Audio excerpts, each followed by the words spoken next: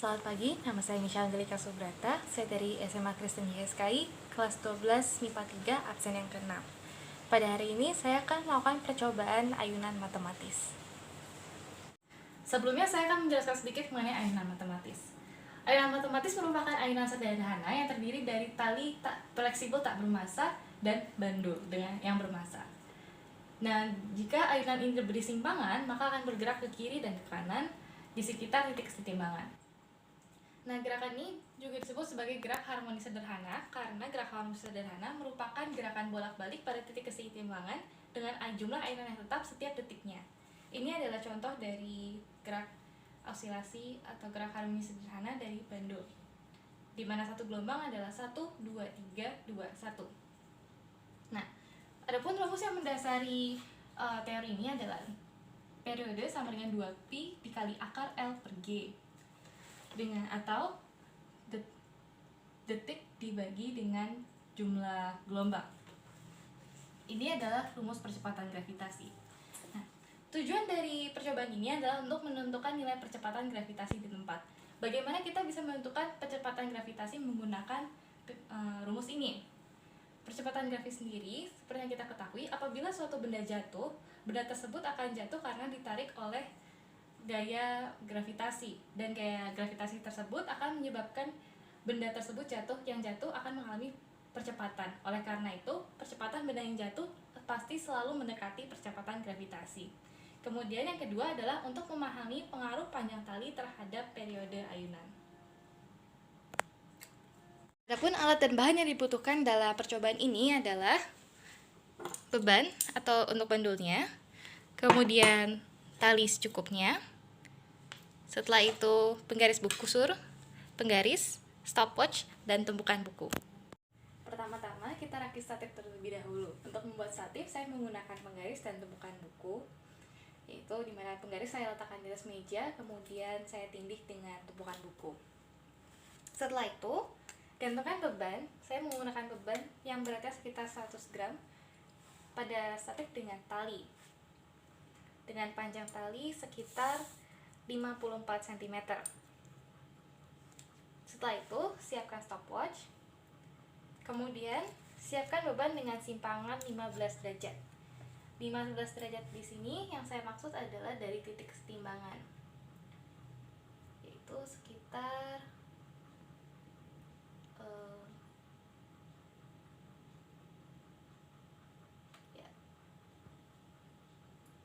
seperti ini. Kemudian lepas beban dan tekan tombol stopwatch bersama-sama. Hitung waktu yang diperlukan untuk membentuk 10 getaran. 3, 2, 1.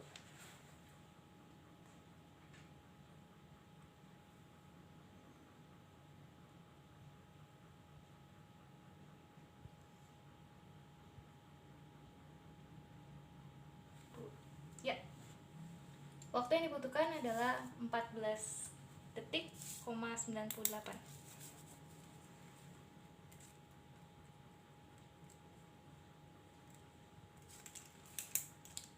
Ulangi kembali dengan panjang tali yang sama sebanyak 2 kali lagi.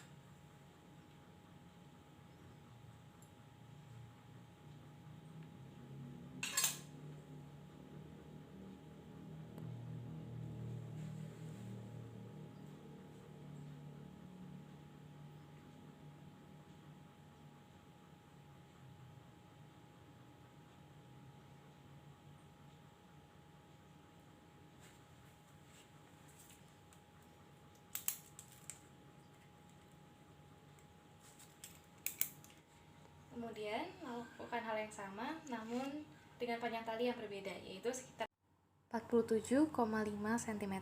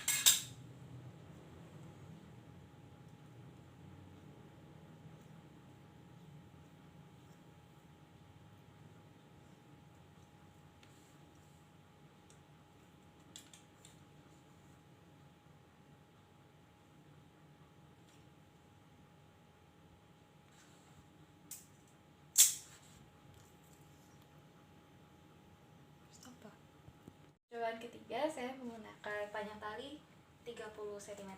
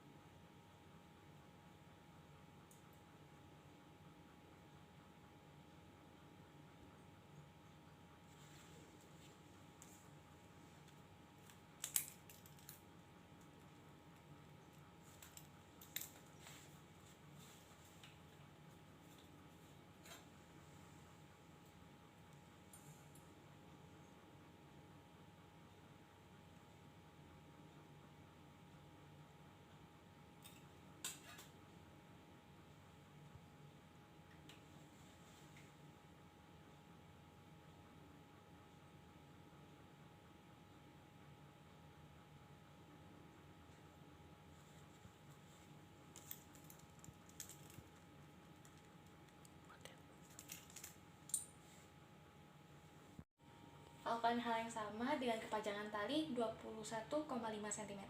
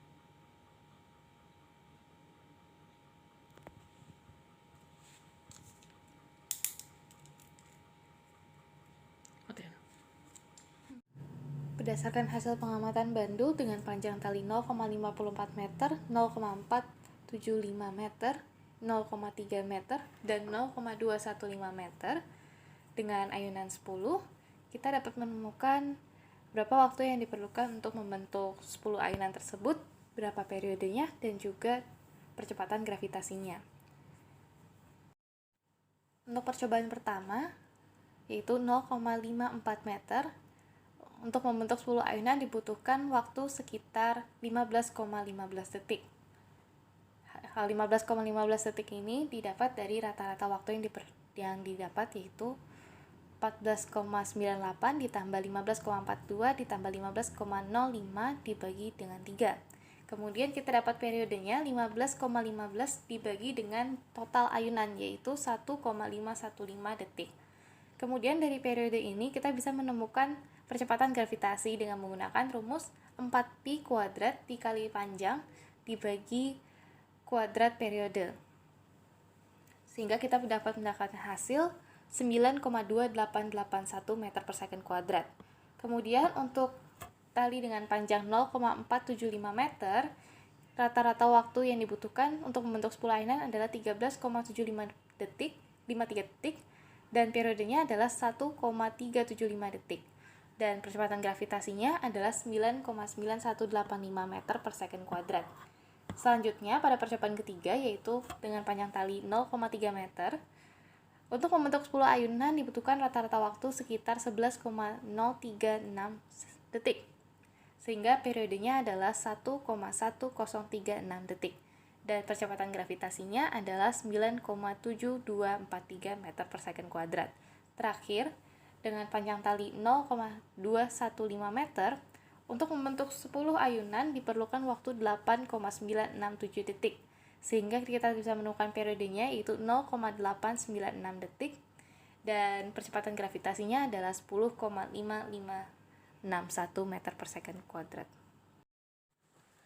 Selanjutnya adalah analisis data. Pada analisis data ini saya sudah mengumpulkan data-data seperti panjang, waktu yang diperlukan untuk membentuk 10 ayunan, periode, selisih antara periode dengan rata-rata periode, kemudian kuadratnya, percepatan gravitasi, selisih gravitasi dengan rata-rata gravitasi, dan kuadratnya. Nah, tabel ini diperlukan karena perhitungan percepatan gravitasi itu tidak selalu menghasilkan nilai yang tetap. Oleh karena itu, kita memerlukan standar deviasi agar dapat digunakan sebagai indikator untuk mengetahui seberapa jauh penyimpangan yang dapat ditoleransi.